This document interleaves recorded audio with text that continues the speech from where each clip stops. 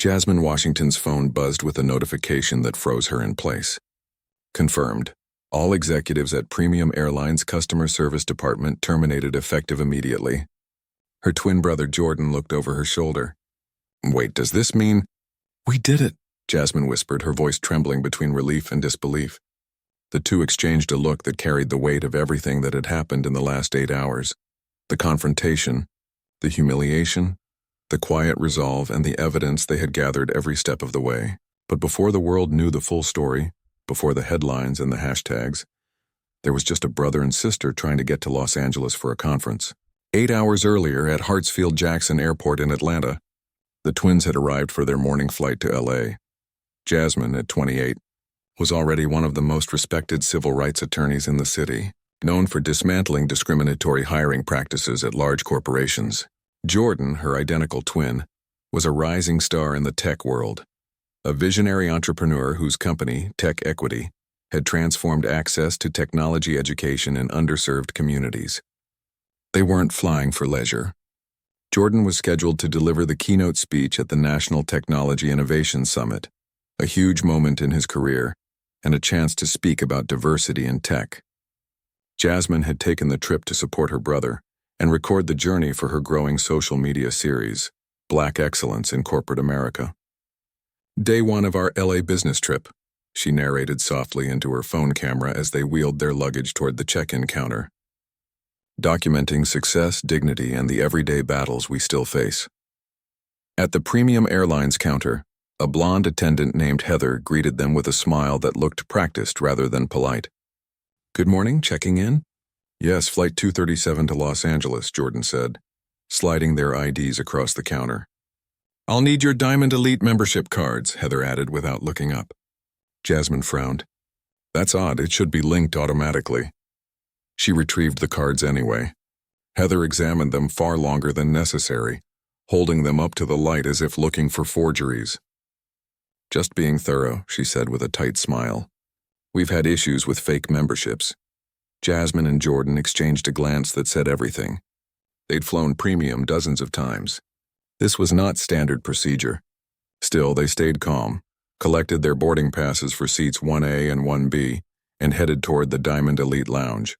Inside, surrounded by soft jazz and champagne, Jasmine began to relax, until an older white man whispered something to a lounge attendant, gesturing subtly in their direction. Moments later, the attendant approached.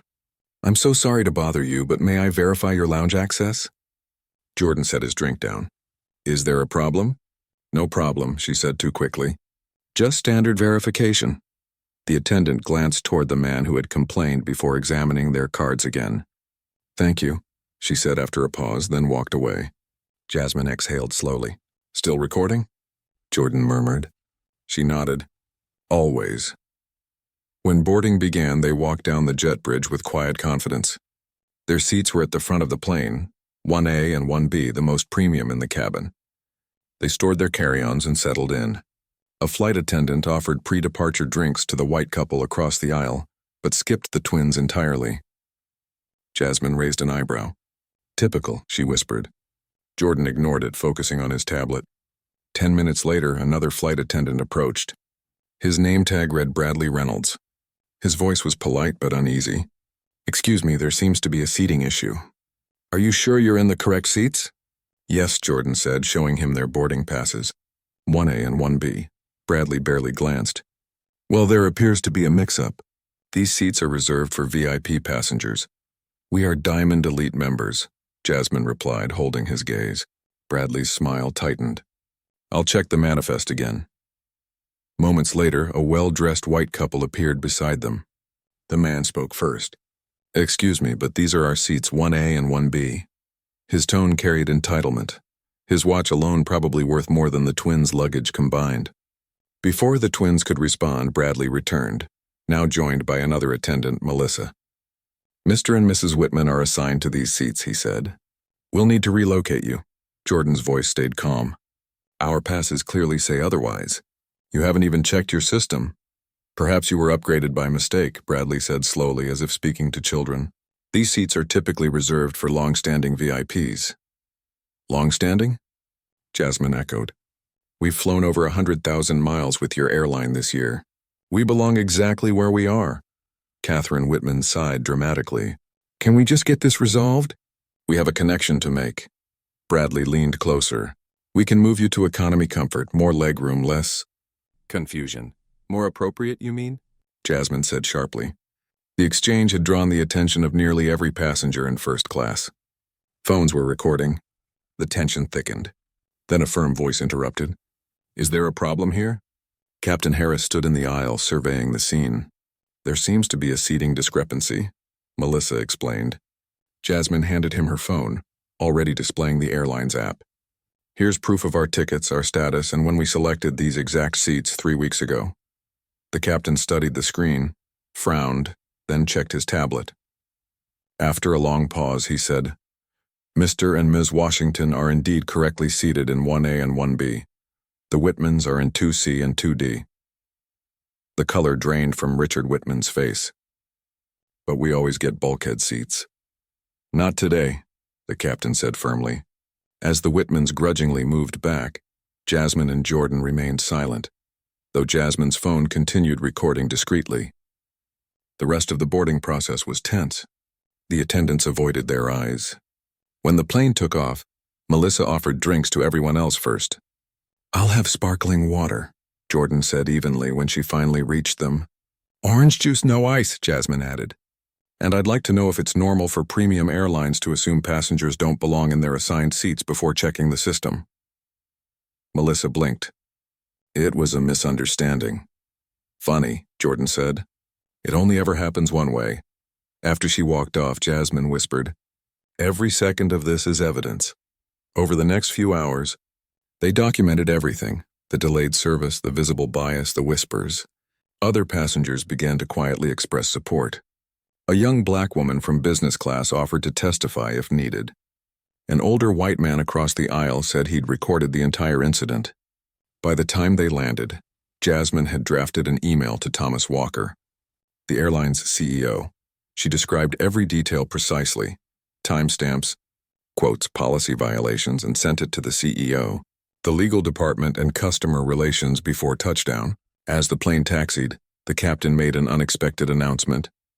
"Ladies and gentlemen, Premium Airlines apologizes for any confusion during boarding today. We remain committed to excellent service for all our passengers." Jordan smirked. Damage control already. When they stepped off the plane, a guest services manager awaited them, Dominic Williams, a black man in his 30s. "Mr. and Ms. Washington, welcome to Los Angeles. May I speak with you privately?" In a quiet corner, he apologized sincerely. "Your email reached the CEO. I was instructed to meet your flight personally. What happened was unacceptable." "You seem honest," Jasmine said. "Why tell us all this?" "Because it's not the first time," Dominic admitted. "I've logged 27 similar cases this year alone. They call it extra verification. I call it discrimination." He handed them his card. "I have documentation if you pursue this further."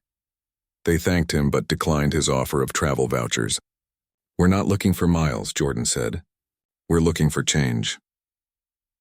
That evening, Jasmine's inbox filled with responses, corporate acknowledgments, media inquiries, and messages from other travelers with similar experiences.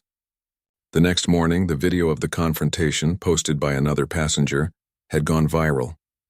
Diamond but disrespected trended across social media. Within hours, Premium Airlines released a bland statement. "We take all passenger concerns seriously and are investigating." Jasmine and Jordan were invited onto Good Morning Los Angeles. Sitting beneath the studio lights, they calmly described what had happened, how staff never checked the system, how they were told to move to be appropriate, how their loyalty cards were questioned twice in one morning. When the host asked what they wanted, Jasmine answered clearly, "Accountability, transparent investigations, real diversity training, not PR workshops, and a culture that stops assuming what success should look like." By noon, Premium's stock had dropped 3%. Corporate sponsors were calling for answers. At the tech conference later that day, Jordan began his keynote with unexpected words. "Yesterday, I was reminded that no matter how high you climb, some people still see your seat as a mistake." He paused, letting the silence sink in. "But change starts when we stop giving up our seats, literally and figuratively." The crowd erupted in applause. As the scandal deepened, whistleblowers came forward. Dominic sent internal documents showing how staff were trained to apply additional verification for unexpected premium passengers. Leaked. Emails linked the Whitmans to a senior executive who had arranged their seats privately. What began as a racial bias case had now become corporate corruption. Then came the audio leak, a training session where employees were told, handle minority complaints carefully. Use the phrase, we take your concerns seriously, but never admit wrongdoing. Only escalate if they have legal background or big social media reach. By the third day, Premium Airlines was collapsing under its own lies. Corporate contracts were suspended. Your boycott premium trended worldwide, and the Department of Transportation announced a full investigation. CEO Thomas Walker finally called the twins. While I regret your experience, I believe this has been blown out of proportion, he said. Jasmine didn't raise her voice. Mr. Walker, discrimination is never proportionate. He offered compensation. They refused. Money can't reform a culture, Jordan said. The next morning, Walker resigned. 12 senior executives from customer service were fired. Bradley and Melissa were suspended. Dominic was promoted to lead the new passenger advocacy office. 3 months later, Jasmine and Jordan stood inside Premium Airlines Atlanta headquarters. Cameras flashed as the new CEO, Gabrielle Rodriguez, addressed the media. What happened to the Washington twins exposed systemic flaws in how we treat our passengers. Today, we are committing to real reform. She announced mandatory anti-bias training for all employees, quarterly public reports on discrimination complaints, and scholarships for underrepresented students pursuing aviation careers. As the applause filled the room, Jordan leaned toward his sister. All this, because we refused to move. Jasmine smiled faintly, and because we recorded everything. 6 months later, they boarded another premium flight, this time greeted warmly by a diverse crew. The attendant serving them, a young black woman named Tanya, recognized them immediately. You changed the culture here, she said quietly. Before your case, I almost quit. Now I finally feel respected. When the plane landed, Jasmine looked out the window and exhaled. This is what justice feels like. Not revenge, just repair. A year later, the twins received the National Consumer Rights Award for their role in transforming airline accountability. In his acceptance speech, Jordan said, what began as a fight over 2 seats became a movement reminding every traveler that dignity should never require status. Jasmine followed. Real change happens when we document injustice, refuse to be silent, and push until acknowledgement turns into action. After the ceremony, Jasmine received a message from a young woman, the first recipient of Premium's new Diversity in Aviation Scholarship. In the photo, she stood beside a plane in her pilot training uniform. Because you stood your ground, the message read, I can now pursue my dream without those same barriers. Jasmine smiled, eyes glistening. Worth every battle, she whispered. The Washington twins' journey began with 2 boarding passes, but it ended rewriting policy, reshaping an industry, and proving that courage, when documented and amplified, can turn one act of dignity into a wave of justice.